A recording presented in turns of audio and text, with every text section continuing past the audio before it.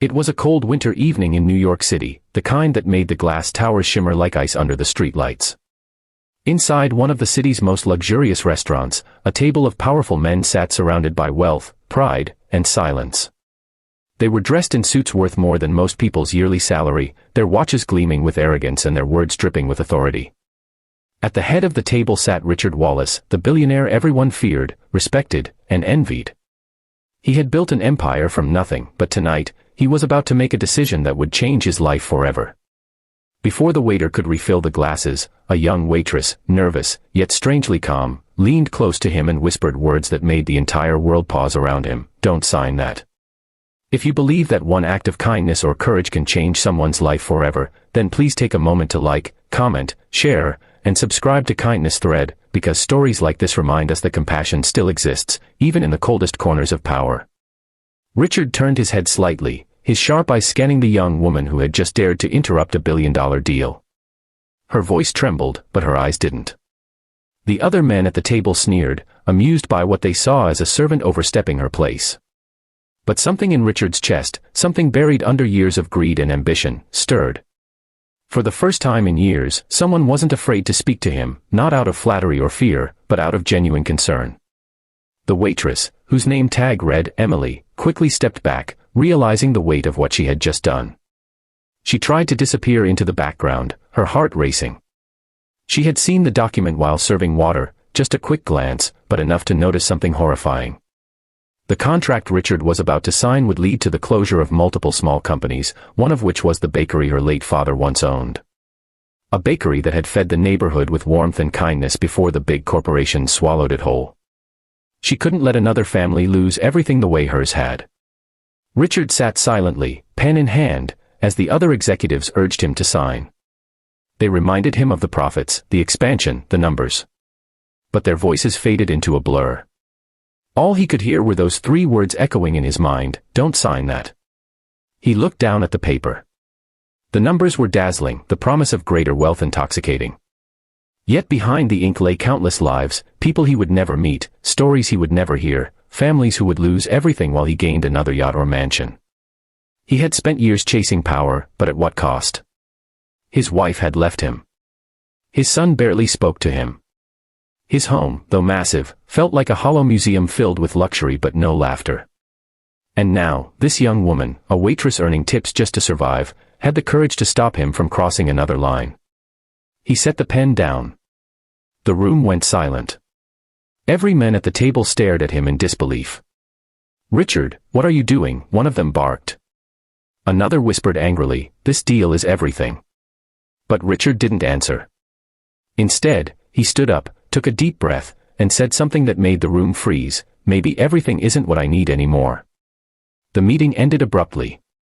The partners stormed out, furious. Emily stood frozen near the corner, afraid she had just lost her job. But instead of anger, Richard approached her with an expression she never expected to see: gratitude. He asked her name softly, and she told him. Emily. Just Emily. Over the next few days, Richard couldn't stop thinking about her words. He had built his empire on ruthlessness, but for the first time, he questioned if success meant crushing others beneath it.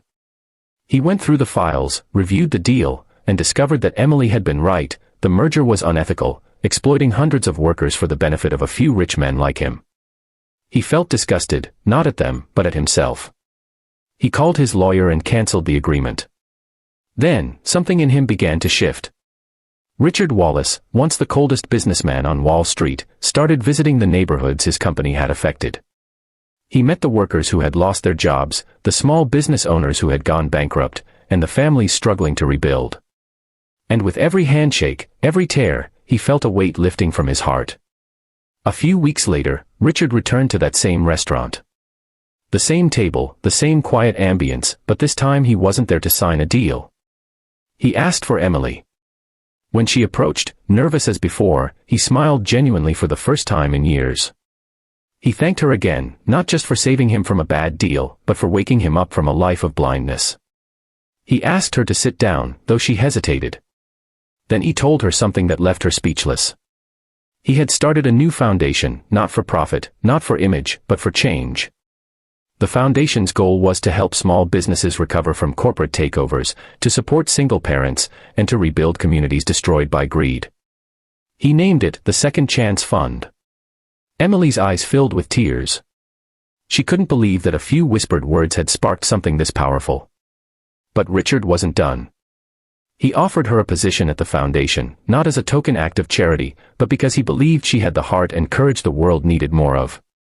She accepted, her hands trembling, realizing that her late father's dream of kindness and honesty was somehow being reborn through her. Months passed, and the story of the billionaire and the brave waitress spread across the city. People began calling it the whisper that changed a billionaire's heart. Richard's company transformed. Instead of chasing endless expansion, he began investing in people, paying fair wages, supporting local producers, and funding education programs for underprivileged youth. The men who once measured life in dollars now measured it in lives changed. But the most beautiful part of the story came one evening when Emily was invited to speak at the foundation's first anniversary. Standing before hundreds of people, she looked across the room and saw Richard, smiling, humble, and proud. She told the audience, her voice filled with emotion, that sometimes the smallest act of courage, even a whisper, can echo louder than 1,000 speeches. And when she finished, the entire hall rose to its feet. People clapped, some cried, and Richard's eyes glistened with the kind of tears that only come from redemption. If this story touched your heart, please don't forget to like, comment, share, and subscribe to Kindness Thread, because kindness doesn't need wealth, power, or fame. It only needs courage. Speech Balloon special request, tell us in the comments below, what would you have done if you were in Emily's place? Would you have dared to whisper the truth,